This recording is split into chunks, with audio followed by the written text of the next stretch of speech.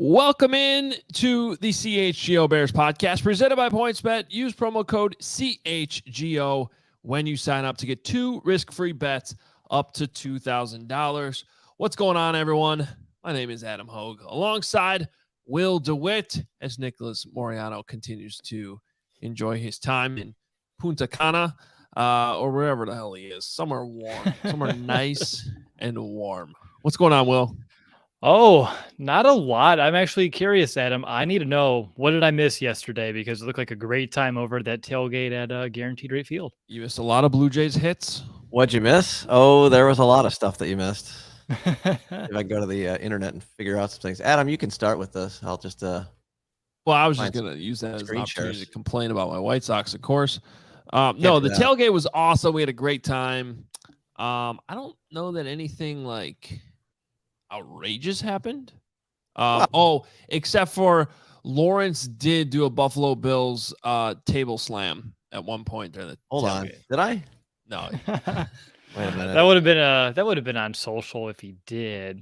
But I saw his shower that he took with Greg, and it seemed like we had a pretty decent turnout. So I'm excited that it was such a great event. Wish I could have been able to make it, but had to take care of those. Will, see if you could spot me in that picture. I don't know if you could. Oh yeah, the big bright blue shirt. I saw that yesterday. That's me. See, I wanted to put that banner.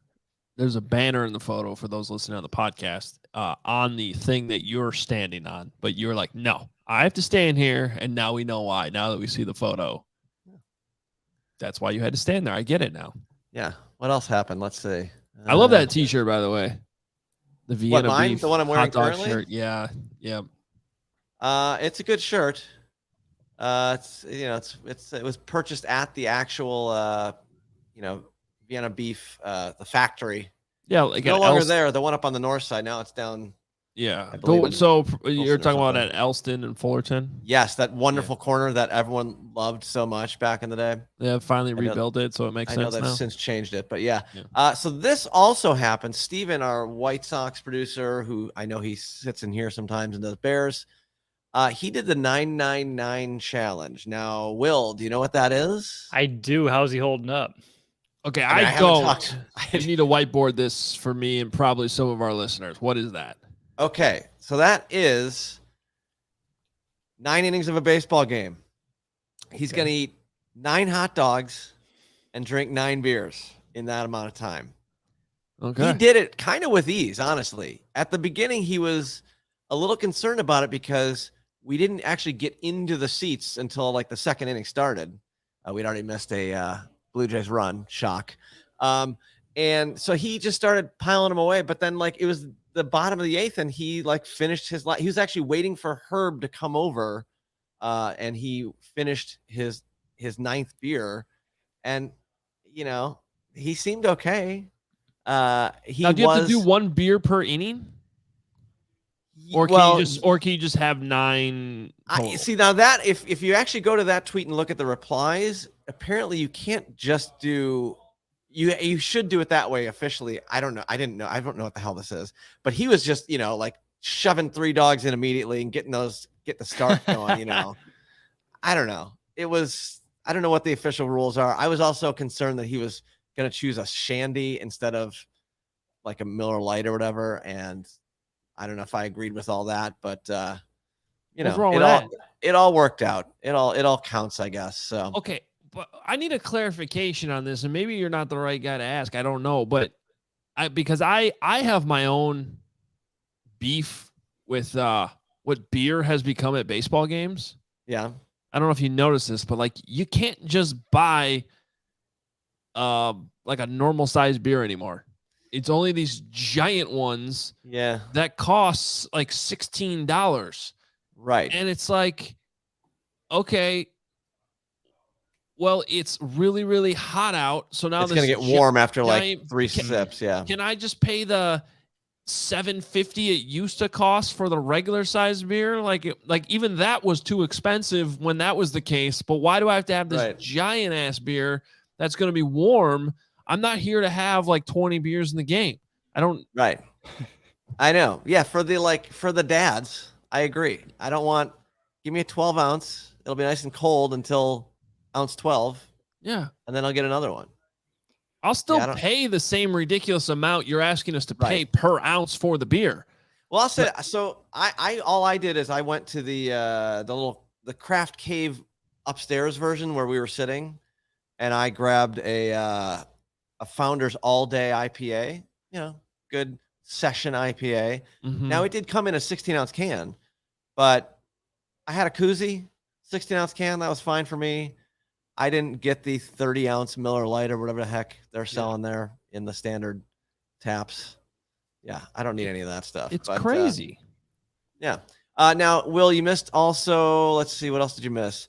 Oh, yeah, me showering with Greg Boyson of CHGO Blackhawks. That was fun. Well, dreams come true. Dreams come true. I think we should clarify a little bit. This was probably the best part of the day because it was so GD hot up there in the 500 level where we started our seats. Yeah, I ended up downstairs too, and I also, my head did go under that shower. And yes, to clarify for the podcast listeners, we're talking, of course, about the old Comiskey Park shower that's out in left field, and it's still there, and you just kind of walk under it, and it was very refreshing. Now, is any part of that shower actually part of the old shower? I highly doubt it. Because it has totally changed over the years, and now it looks like it was like renovated, and they put a sponsor on there. Yeah. Oh, yeah. Of course, it's got to be sponsored. You got it. Can't just have a shower. I don't mind the sponsor part. It's just like, but yeah, actually, if you want to see the original Bill Veeck era, someone actually got in the comments of that tweet, and here it is. So I was wondering, like, it was literally just a pipe with a shower head on it that was in the middle of the outfield concourse back in the day. Really, they should have one of those installed in every section in the ballpark. Yeah. So that in between innings, you can. How about those like misting fans like they do in Arizona outside at restaurants?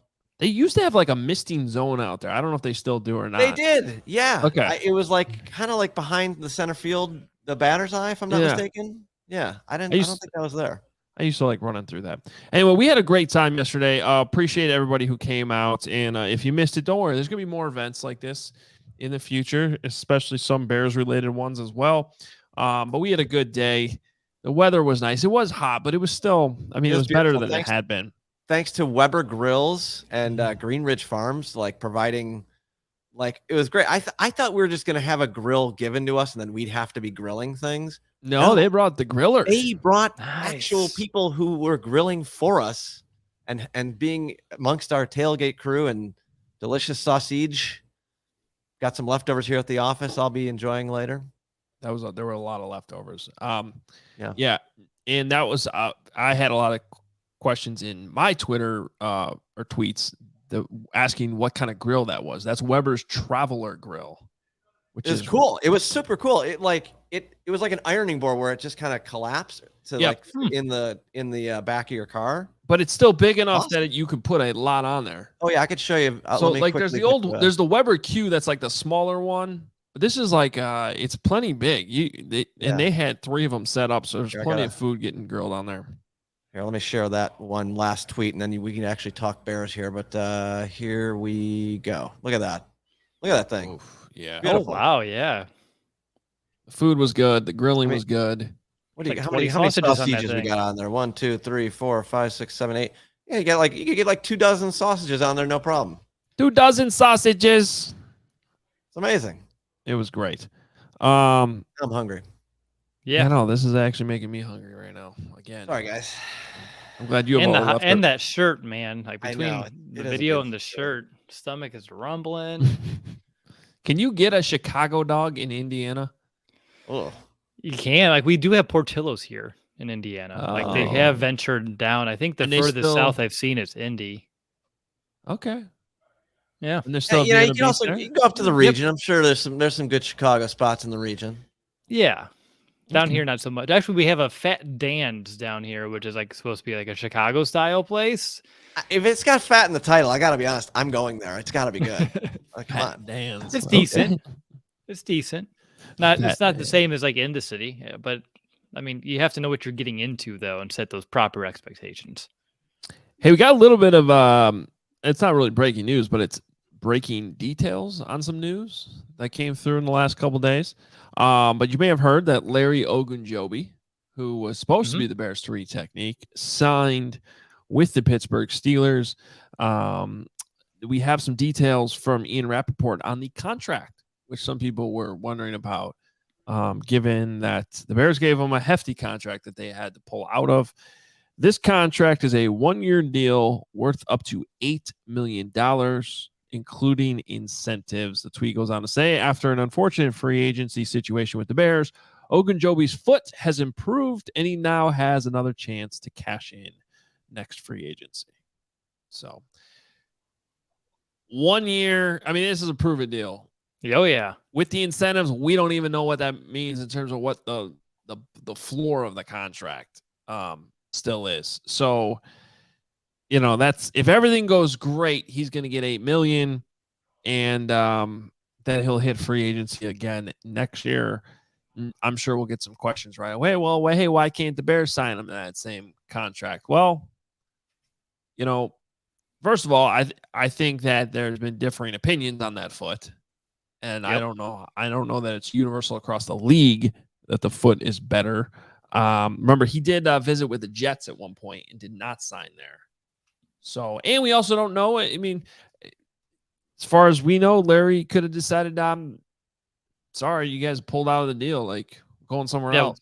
They're not going to tell us if that's the case either, Adam. So it's definitely a possibility as well, but I'm okay with it. That's a lot of money for still risk at that. And now you allow Justin Jones to be that guy for better, for worse. And, hopefully he ends up panning out. And we talked about him a couple of days ago now on this podcast. And we'll see how it all shakes out. But it's interesting to see that the comments right underneath the tweet, like the top two are overpaid. That's what people were saying about it.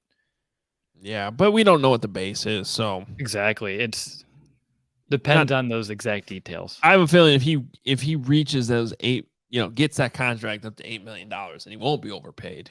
He might even be underpaid if he does, what he's got to do to earn those incentives. But kind of closing the books, I guess, on the Larry Ogunjobi saga, because we were getting questions pretty much every day about whether or not the Bears could still sign him. And now the answer is no. He's with Mitch Trubisky in Pittsburgh. All right, well, we are going to continue our scheduled preview series as we've been doing all week long, and we move ahead to week 4. By the way, we did have an episode yesterday. I know we weren't live with the show because of the White Sox tailgate we were on, but we did put out an episode for you guys to listen to, and we got it up on YouTube, didn't we? After all, yes, we did. Lawrence did some amazing work. Did you go? You went home from the tailgate and then still did more work, or no? It was done before. No, we did this. Remember you were in the DeLorean and all that BS. So I did it Tuesday. This is why I'm getting confused about my dates. Exactly. Today's Thursday. Is this 1985 or 1955? Yeah, Marty. It's 1885, actually. Oh no. Oh, not that one. Oh, see, I still like that one. It's definitely the worst of the three, but I still liked it.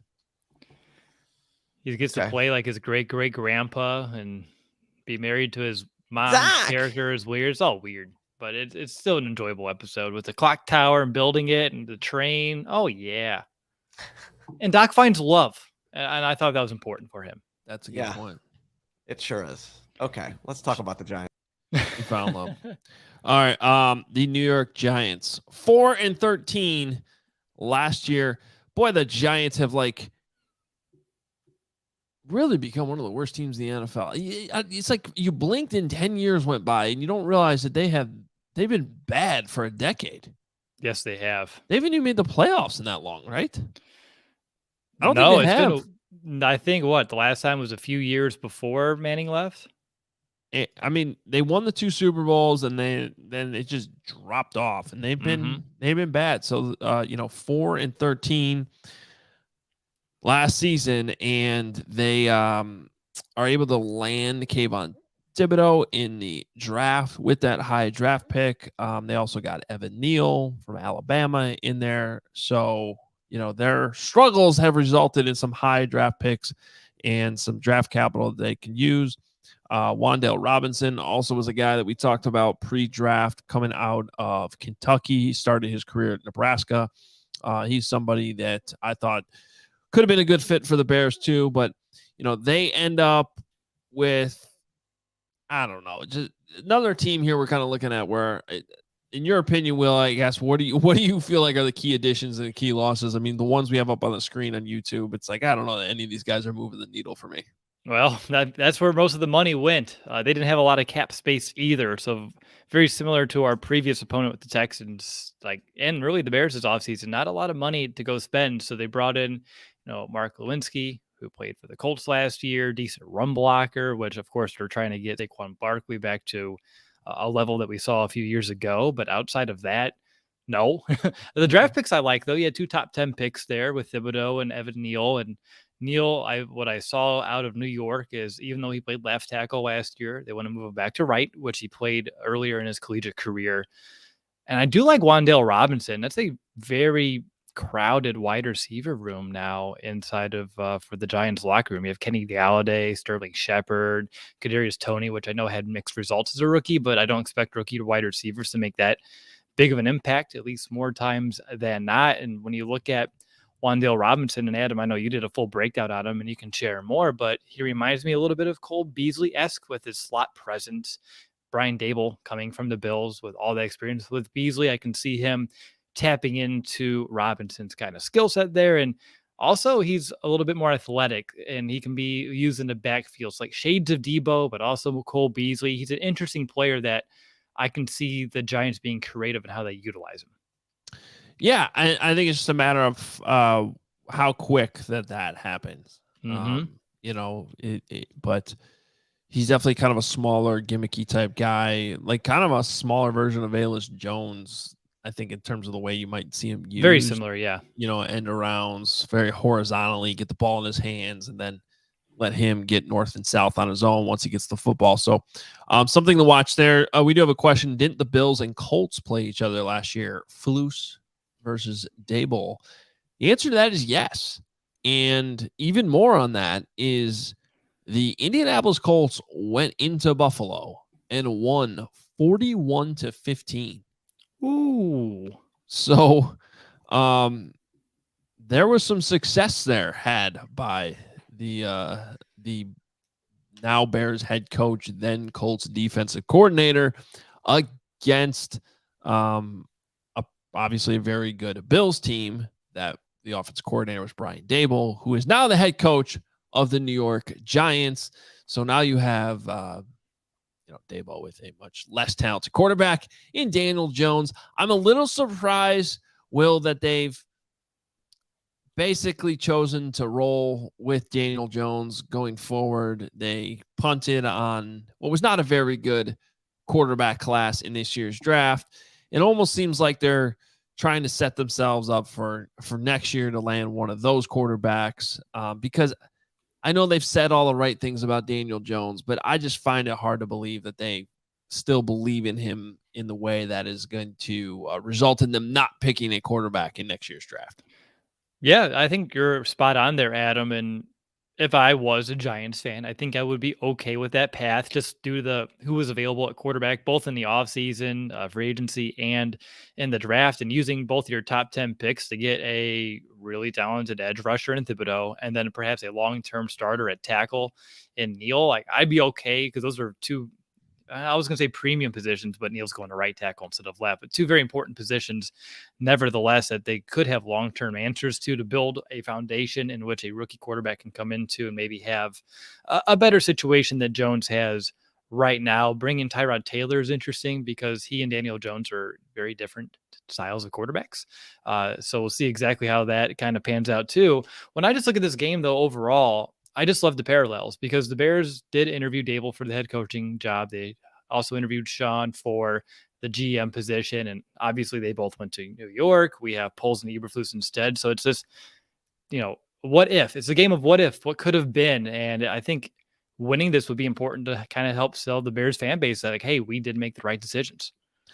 Yeah, every single one of these games so far that we've gone through has had like some wrinkle like this, either whether it's Justin Fields' quarterback class or it's the coaching connections. And even here in week 4 with the Giants, there is that parallel. And tomorrow we're going to preview the Minnesota Vikings.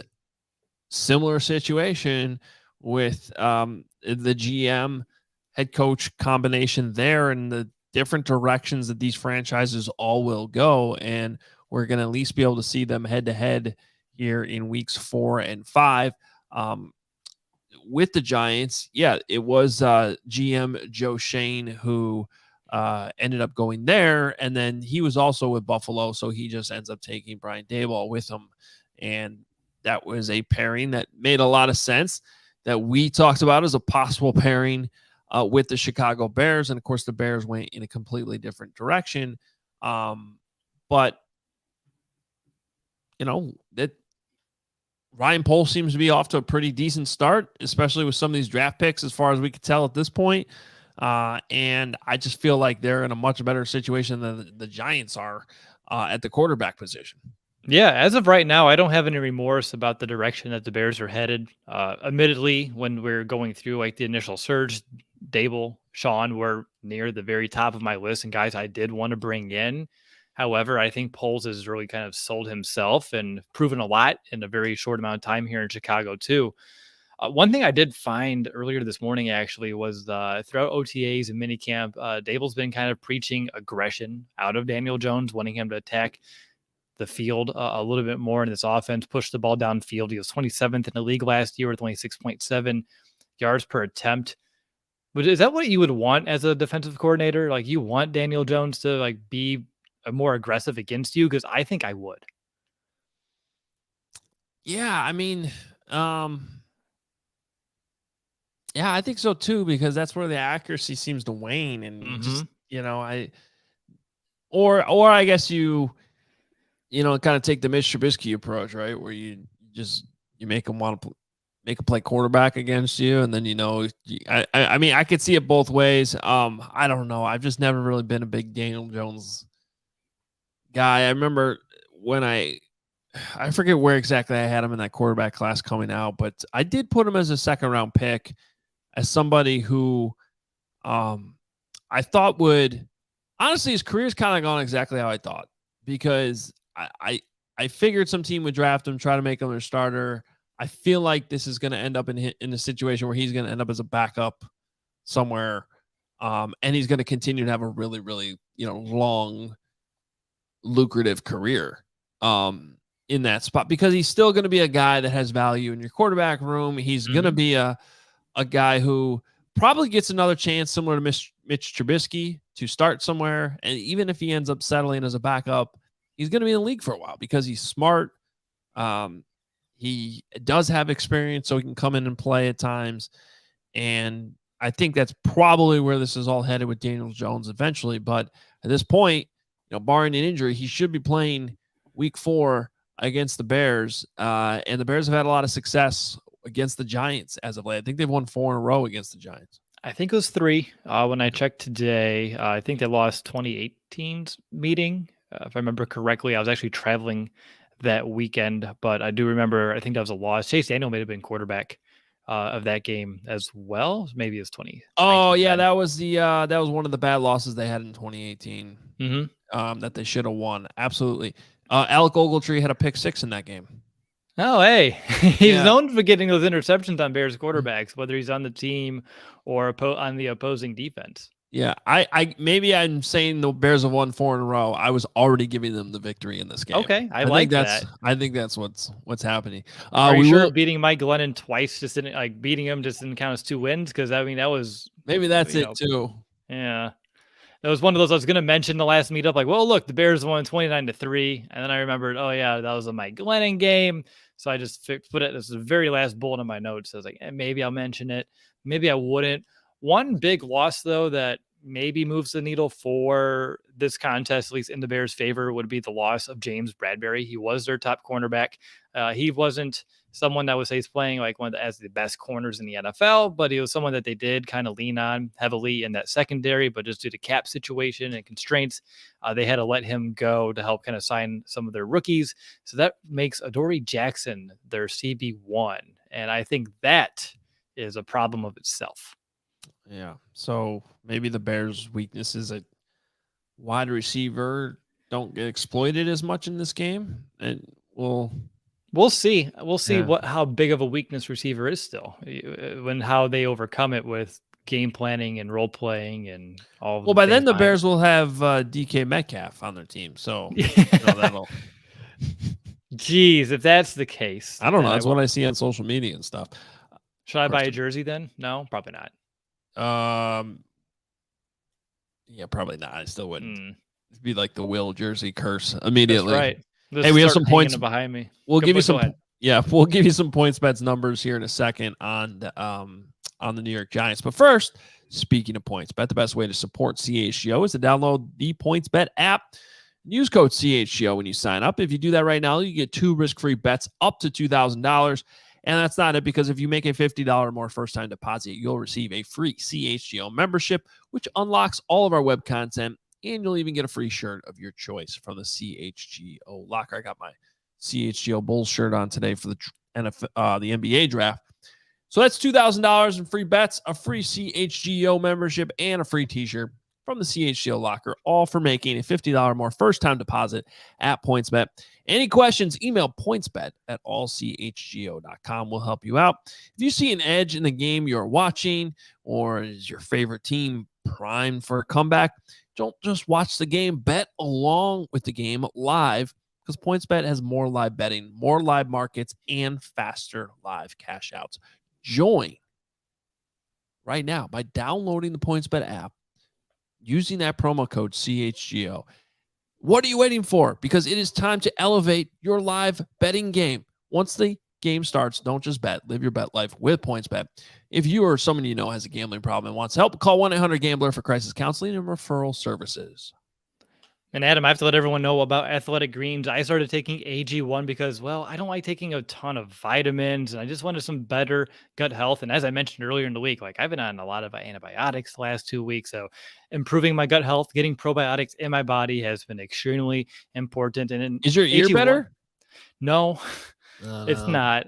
What I'm seeing, like this fluid can stay in there up to 3 months. Like, oh boy.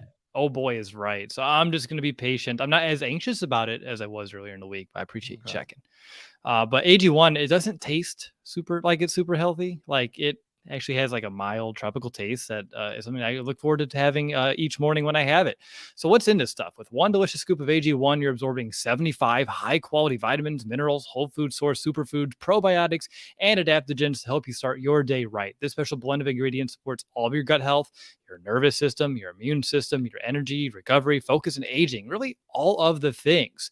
And when I looked into them just a little bit more, I was very just taken away by like their founder's story. Athletic Greens was created when the founder, he experienced a ton of gut health issues and ended up on a complicated supplement routine to recover, which cost him over $100 today. And that's why he invented AG1, to get some of that optimal nutrition routine that you can have at a much lower cost, because AG1 costs you less than $3 per day. So you're investing in your health, and it's cheaper than really if you have a cold brew habit.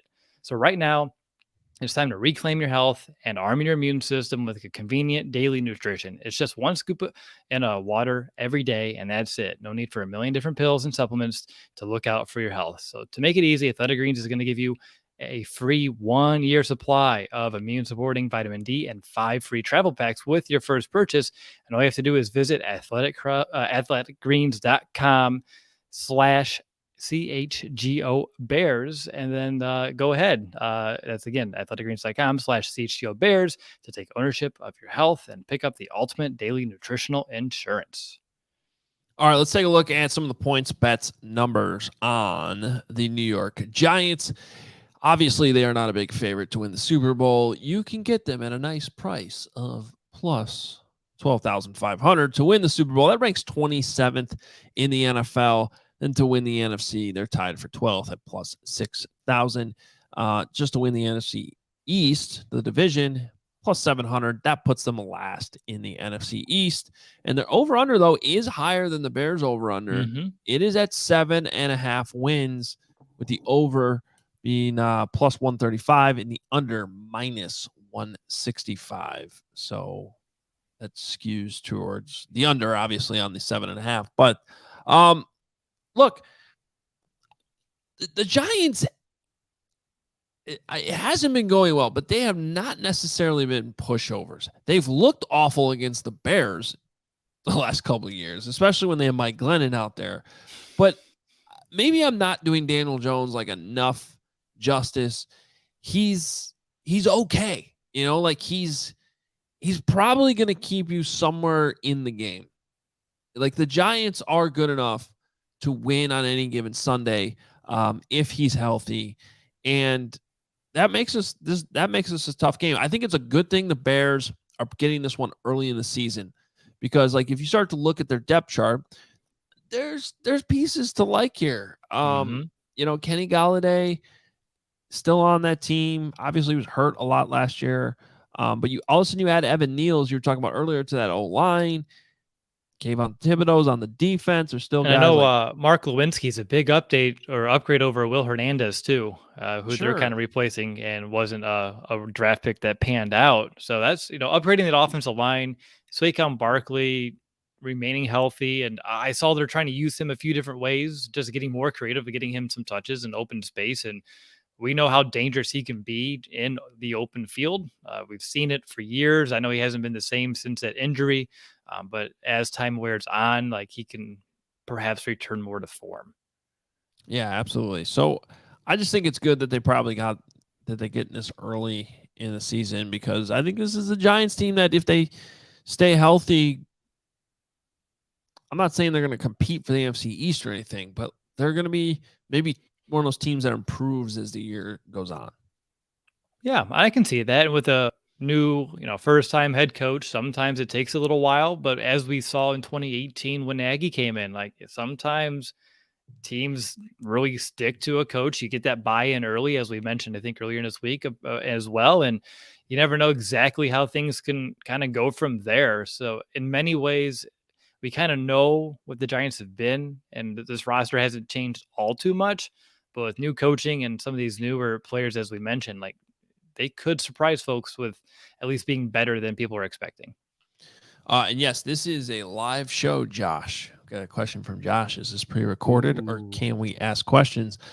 It is live today, and you are more than welcome to ask questions. Absolutely. So we will leave some time to answer some questions later on in the show. But so I think that's going to do it for our Bears Giants preview. I have this as kind of a toss game. I honestly cannot remember when we did our schedule predictions. If I had this as a win or a loss, I could see it going either way. Really, this could be a game that Bears going to New York, win just fine, or it could be one of those losses that you're kind of realizing, all right, the holes the Bears have are absolutely real. Yep, I had them winning. Again, I think I did a 10-game winning season. I think you have them 4-0 at this point. I think I did. Did I haven't beaten the Packers? Let's go 3-1. Probably that, yeah. Let's do 3-1. I think I had them at 2-2 coming out of the first four. So that was probably beating the Texans and Giants, now that I think about it. But I would say 1-3 is more likely than 3-1. 2-2 then. But I'm still sticking with it until we get to the final official record predictions and I see in training camp and preseason what the Bears are actually going to be about, and I'm going to hold to it. All right, fair enough. All right, we got to keep it going with our some of our player previews that we've been doing and my grades from the 2021 season.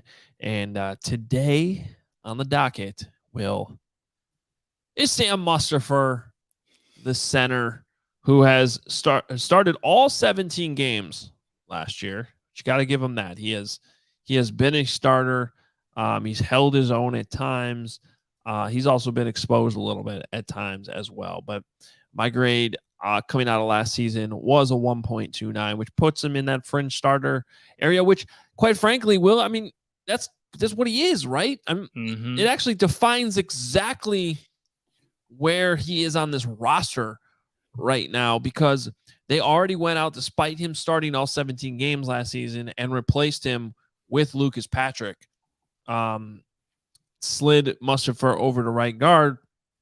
As it stands right now, he's technically the team's number one right guard, but I don't know that his spot there is safe at all. I don't know that his roster spot is even safe. I mean, if I had to guess, I think Sam Mustipher's around. I think he's on this team. He is considered one of the smarter players on the roster. I think I told this story before, but Chase Daniel, I had heard that Chase Daniel once called him the smartest center he's ever worked with. Didn't say most talented, didn't say best, just the smartest.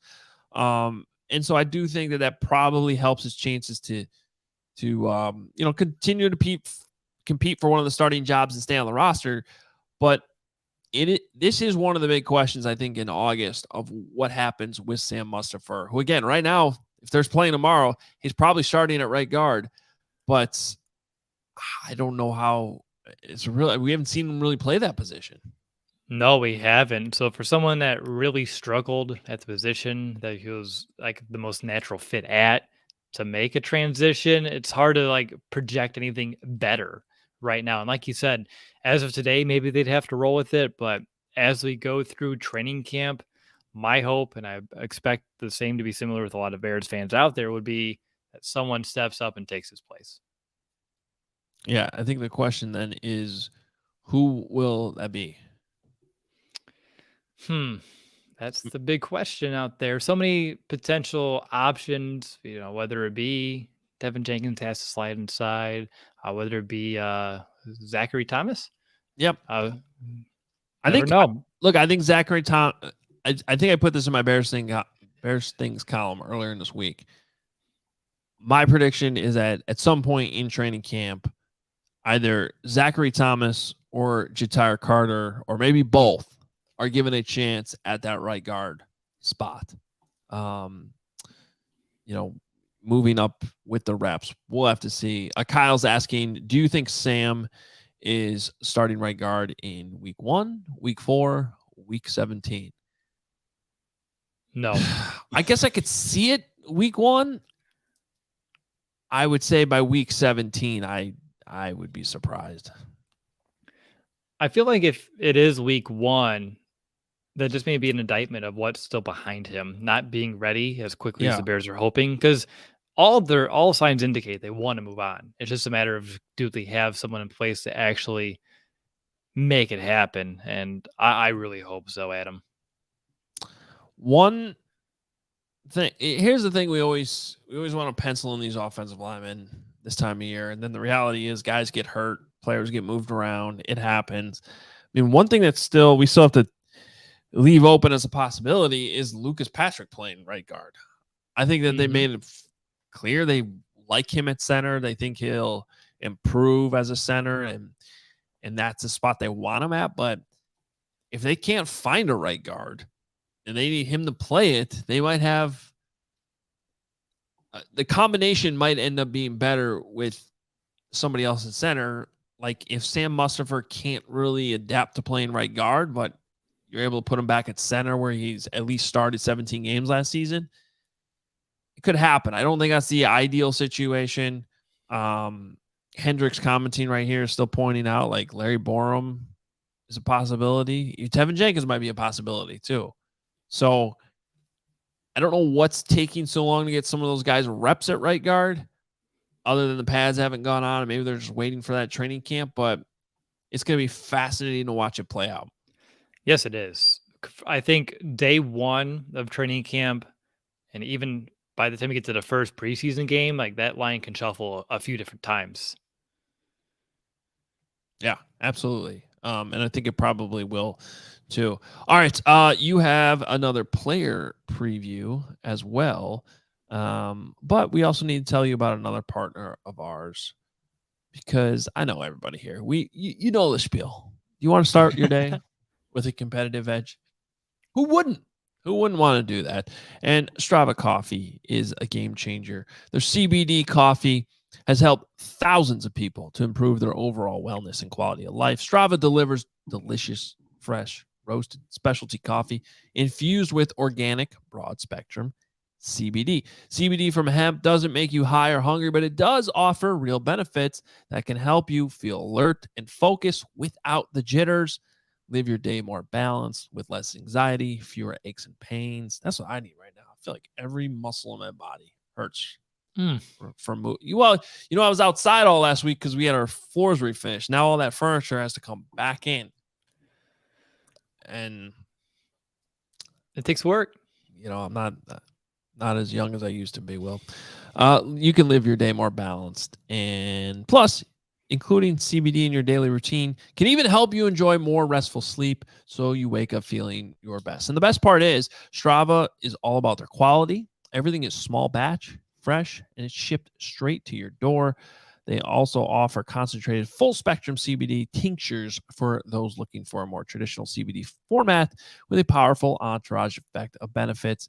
And our CHGO listeners can save 25% off their entire purchase when you use code CHGO25. That's $25 off your entire order at StravaCoffee.com when you use code CHGO25 at checkout.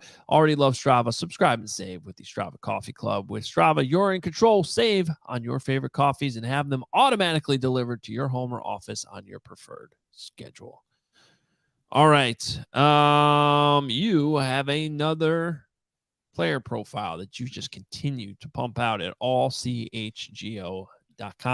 And remember, these are unlocked for everybody. So even if you're not a member, which you should be, but you can go to allchgo.com and read all of Will DeWitt's player previews.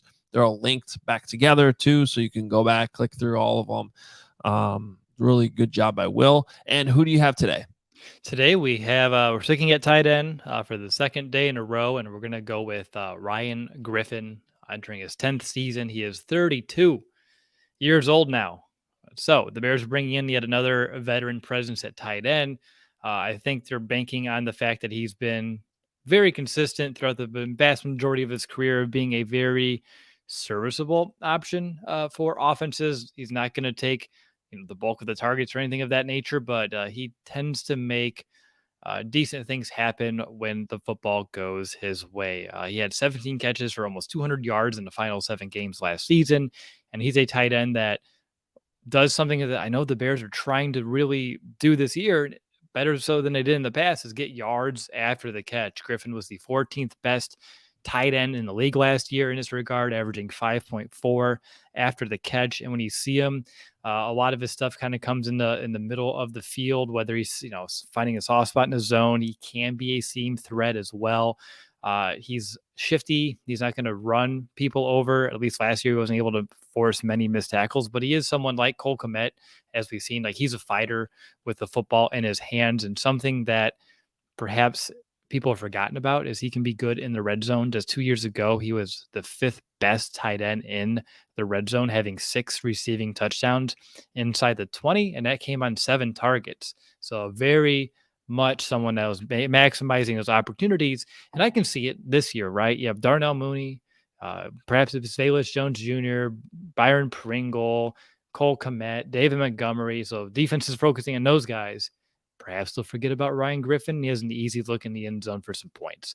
But yeah, when I look at Griffin, there's a lot that he needs to, I was going to say work on, but I think I know who he is at this point. He has issues with drops. We've seen it before throughout his career, but he could just be a sneaky good player for the Bears. So I kind of go in this preview with a little bit more detail than this, but I think this is a good way to kind of like tease today's article.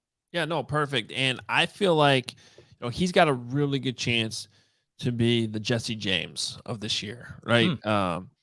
Jesse James was somebody who didn't say a whole lot, but just came in, had a lot of experience, and was solid for you. He didn't really do anything that angered the fans. I think he actually did the opposite, especially I'm thinking like, was that preseason or early on in the season? Just, somebody that was reliable as a backup tight end. And I think that's kind of probably what Ryan Griffin's role is. Remember, the tight end position's changing a little bit here for the Bears in this offense. I'm not sure they're really, so focused on that U tight end that Matt Nagy always talked about. This is more of a standard. Okay, everybody's playing this. I don't want to say it's the same tight end position, but it's more so like the tight end needs to be able to do multiple things. Mm-hmm. And there's going to be the starting tight end, there's going to be the backup tight end, and then maybe there's a third and maybe a fourth, depending on special teams. And so I still can't figure out if Ryan Griffin and James O'Shaughnessy are like kind of competing against each other for that veteran tight end spot. Wow, I think that's probably the hope, with the idea that like a Chase Allen, who is undrafted, who I think the Bears like a lot, can come on and secure a roster spot, not have to go to the practice squad, but they at least have a lot of different options at tight end, but all of them come after the idea that Cole Kmet needs to make a big step up and be the team's clear starter. Exactly. Like Cole Kmet has to be the guy at the position, and then it'd be Griffin and/or O'Shaughnessy to kind of be that next in line. And like you, Adam, I would love to see Allen be able to catapult himself to this active roster. I can also see it, though, with these two veterans, with James O'Shaughnessy as well as Ryan Griffin, who have been more than serviceable throughout their career, and you kind of know what to expect out of them right now, and they could probably jump in and make more of an immediate impact, that you can stash Allen on that practice squad for a year, give him a red shirt season, and then next year could be a season in which you see him make the team and perhaps have himself a role in this offense. They have themselves insurance here, which again, I think is a testament to Ryan Poles to put this team in a position which saw a lot of changes at tight end. Cole Kmet's the only one coming back, but still I feel decent about the depth, as well as perhaps the future with Allen being another viable young guy on this roster.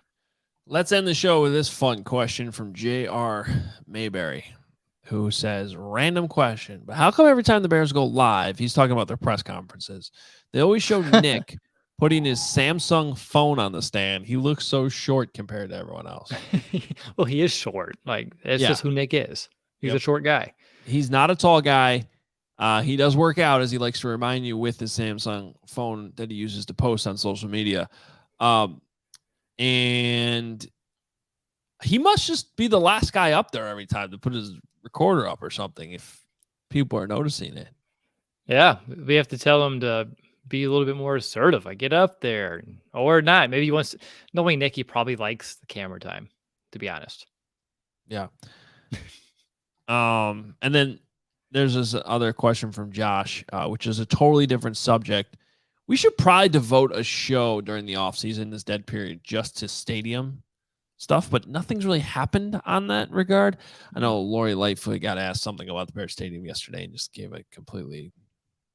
She always tries to deflect to how bad the Bears are, which is fair. Has nothing to do with you keeping the team in Chicago, though, but it's fair.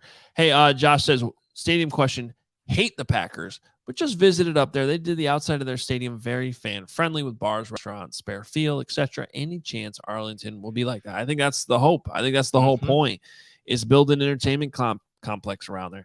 The Packers have done a phenomenal job because they're in Green Bay. They're not in downtown Chicago. There's a lot more space, and they had to buy up a lot of that area too, and things got knocked down. Decrepit hotels that would be like next door and all kinds of. But the Bears don't have that option really around Soldier Field. It's not like you're going to be knocking down the museums that are next door.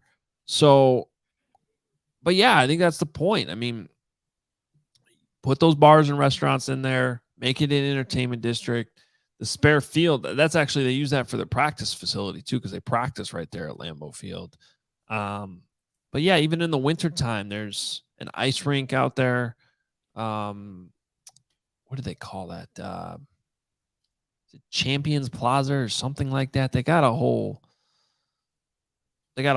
area out there. There's not much in Green Bay, but if you go visit around Lambeau Field, it's actually pretty cool, I have to say. It wasn't like that when I visited, 12 years ago. Definitely due for a trip. Yeah. Look, if they go to Arlington Heights, you better believe the place is going to be souped up. It's going to be, there's so much land there. There's so much land. And I doubt the stadium is going to be as extravagant and as big as SoFi, but it's a similar concept because that whole area was built on the old Hollywood Park, an old horse race track. So there's a lot of land there to work with. There's a lot of different things they can do. Condos, throw those in there too. Whatever you want to do. It's going to be, if that's what they end up doing. Title Town, thank you, Josh, is what it's called. They got all kinds of stuff out there. The Bears will have to come up with a different name.